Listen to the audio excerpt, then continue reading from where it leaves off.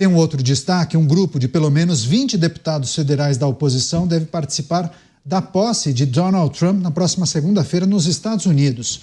O principal organizador dessa delegação é Eduardo Bolsonaro, que mantém uma relação muito próxima com o republicano e também a equipe. A lista inclui parlamentares do PL, Novo, Podemos, Republicanos e deve aumentar até amanhã, já que mais políticos demonstraram interesse em viajar para os Estados Unidos. Você, Cristiano Beraldo, oposição organizando uma verdadeira caravana. Parlamentares de várias siglas devem prestigiar a posse de Donald Trump. Esperavam, claro, a presença de Jair Bolsonaro, ex-presidente da República. Não houve autorização do Judiciário brasileiro, mas esses integrantes do Congresso Nacional, deputados federais e senadores, sobretudo, devem participar dessa comitiva. O que a gente deve esperar dessa posse segunda-feira? Acho que a partir das 14h aqui, horário do Brasil, né, Beraldo? Esperar conta para pagar, porque não é barato viajar para Washington nesse momento, não.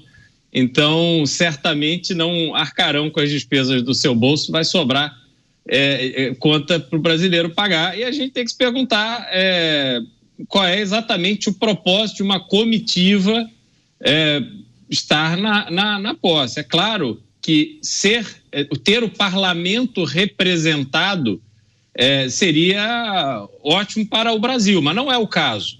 Não é que houve um convite para que o parlamento brasileiro se fizesse representar na posse. Não, foi convite individual ao deputado Eduardo Bolsonaro, que certamente aí pediu que esse convite fosse estendido para outros parlamentares e que vão lá tirar foto. Não vai haver ali grandes reuniões, grandes decisões, um governo que se inicia, né, que ainda está tomando o pé das coisas e tal. Então, de fato, será para eles um evento social. Agora, tem um simbolismo, tem uma marca. O governo brasileiro não estará representado e eles estarão ali num momento histórico para os Estados Unidos, sim, demonstrando que há muito mais proximidade da oposição com o governo Trump do que com o próprio governo que está na presidência da República.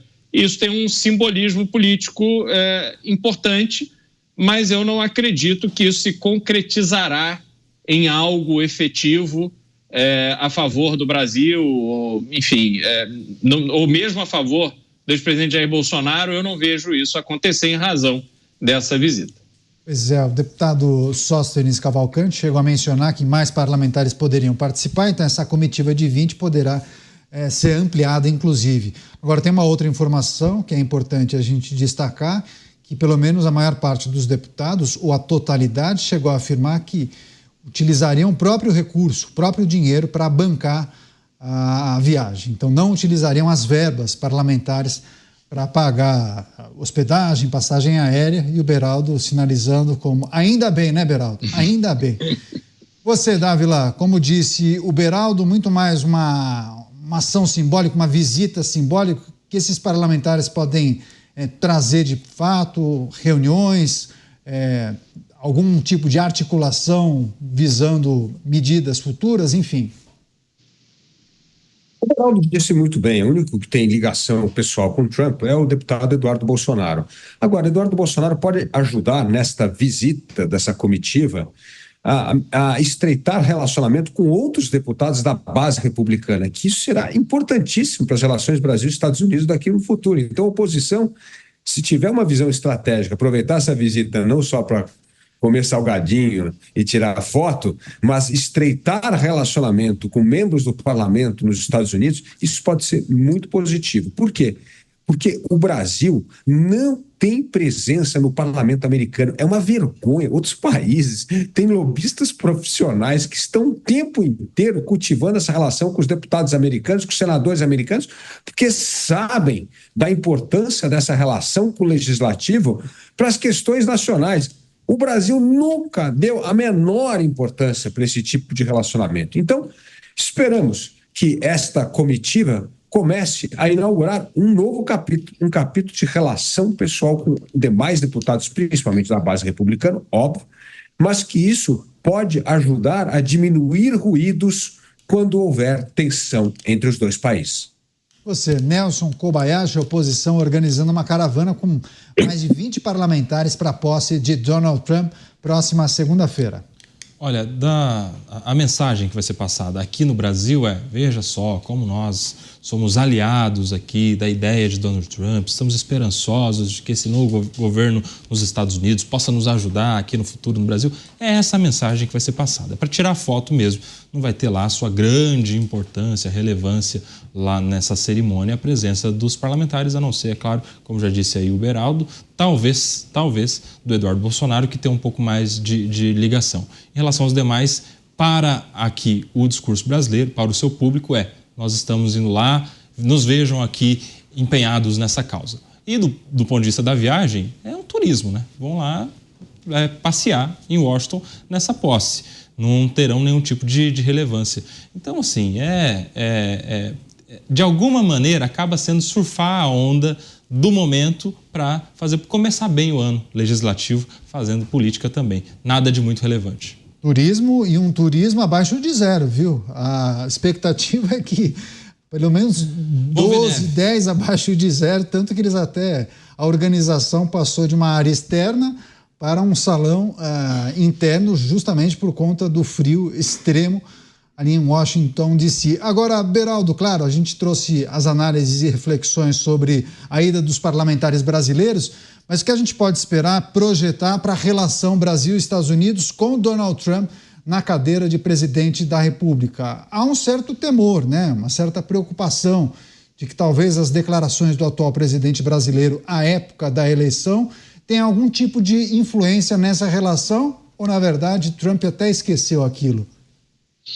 Não, o que vai acontecer, Canhato, é que o governo brasileiro, o presidente do Brasil, já não tinha uma relação ativa com o próprio Joe Biden, pela condição de Joe Biden. Era diferente, eu lembro na época de Fernando Henrique Cardoso, ele tinha realmente um laço de amizade, de convivência com Bill Clinton. Então, quando sai um presidente que você tem ali muito trânsito e conversa e tal, e assume outro com quem você não tem intimidade, não concorde politicamente, seja lá o motivo que for, obviamente isso causa um esfriamento na relação, mas neste caso não é o que vai acontecer. Este é um momento em que o Brasil está aqui também muito ocupado com os seus problemas internos, quer dizer, o foco está errado, mas enfim, do governo, mas ele está aqui cuidando de coisas internas. A política externa é feita de uma maneira muito fantasiosa, mas muito pouco prática, e quando o Donald Trump assume a presidência dos Estados Unidos nessa próxima segunda-feira, ele terá tantos assuntos urgentes e importantes no seu prato que o tema Brasil está lá no fim da fila. Então, assim, não haverá nenhuma mudança, pelo menos de imediato, específica em relação ao Brasil. O que pode haver é o Brasil sofrer consequências de outras mudanças que sejam implementadas pelo governo Trump, que tenham uma abrangência ampla. Então, eles tomam ali alguma medida visando atingir a China, e a gente tem aqui sofre o efeito colateral disso. Pode acontecer. Então, vamos ter que aguardar para entender como é que será a sequência de passos a serem dados pelo novo governo de Trump. O que é preciso considerar, Dávila? Ontem nós falávamos sobre a possibilidade de Donald Trump elevar a taxação sobre os produtos brasileiros, enfim. Teve aquela discussão sobre a adoção de uma moeda única pelos integrantes dos BRICS. Isso, naturalmente, seria uma medida que iria totalmente na contramão do que deseja Donald Trump. Mas ontem também a gente repercutiu uma matéria do Wall Street Journal que indicava uma certa expectativa do grupo do ex-presidente Jair Bolsonaro de que Donald Trump poderia exercer algum tipo de pressão no sentido de melhorar a condição jurídica de Jair Bolsonaro no Brasil, o que para muitos é uma grande fantasia, né? Ô, Canhato, se abrir o mapa do mundo na frente de Donald Trump, ele nem sabe onde está o Brasil. Ele não quer nem saber do Brasil. Ele não está nem aí com o Brasil. É uma coisa inacreditável a importância que nós damos a nós mesmos. Nós não temos a menor importância Então, assim, não é a prioridade do Brasil. O Trump não vai tomar uma atitude exclusiva direcionada ao Brasil.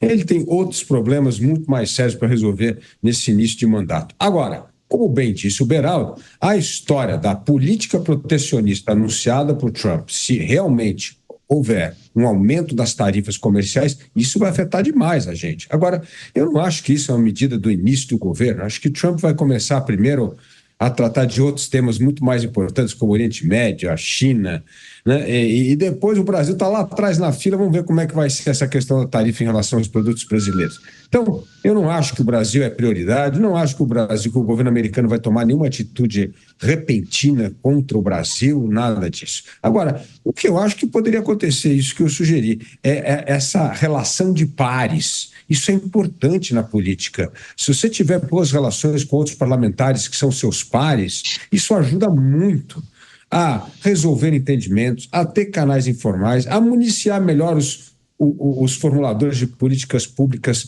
sobre determinados assuntos. É muito importante. Então, eu acho que deveria aproveitar o tal do Converscote para aprofundar essas relações entre pares. Isto é importante.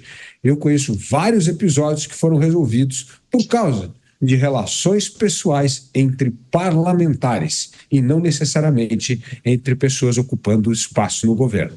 Quem somos nós na fila do pão, hein, Nelson Kobayashi? Donald Trump na cadeira de presidente da República nos Estados Unidos, nos ajuda ou nos atrapalha?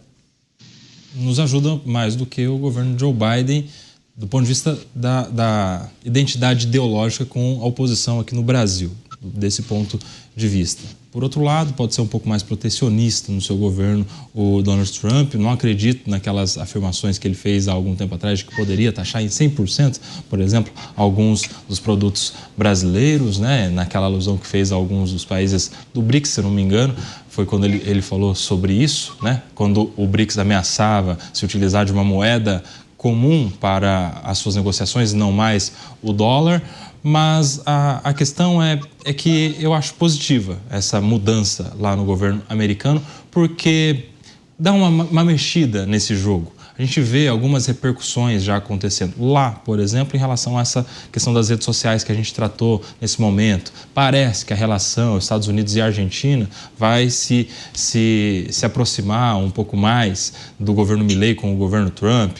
Não vejo nenhum tipo de impacto imediato aqui no Brasil com essa nova presidência, até porque essa identidade que muitos opositores aqui no Brasil tentam fazer de Bolsonaro com o Donald Trump é uma relação muito mais pretendida pelo Bolsonaro do que propriamente pelo Trump. Quando os dois foram presidentes contemporâneos, nos 2 anos em que Bolsonaro foi presidente aqui e Trump lá, por algumas vezes houve decepção para o Bolsonaro, que acreditava existir uma grande relação, mas em relação a questões tributárias envolvendo o Brasil não se deu bem. Em relação à prioridade que o Brasil pretendia ter, de acordo com a manifestação dos Estados Unidos e a entrada na Organização dos Estados Americanos, o Brasil também não se deu bem. Então, assim, em relação às medidas práticas, essa relação tão próxima não foi tão bem executada. Isso fica muito mais no campo da pretensão brasileira desse campo do Bolsonaro do que propriamente do que realmente existe.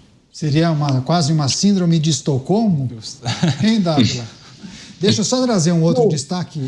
Vai lá, Dávila, por favor, vai lá. Eu só ia dizer um ponto. Nos 10 segundos que Trump vai pensar sobre a América Latina, não sobre o Brasil, a única preocupação dele é como conter a ambição da China no continente americano. É isso que ele vai fazer. Como é que contém? E outra coisa, só que o problema é que ele não tem o que oferecer. Se a China está oferecendo aqui a Rota da Seda para investir em infraestrutura, fala, não quero investimento chinês no Brasil ou na América Latina. Tá bom, o que você vai oferecer? Ah, não vou oferecer nada. Bom, aí não vai funcionar. Então é esses os 10 segundos de América Latina na cabeça do Trump.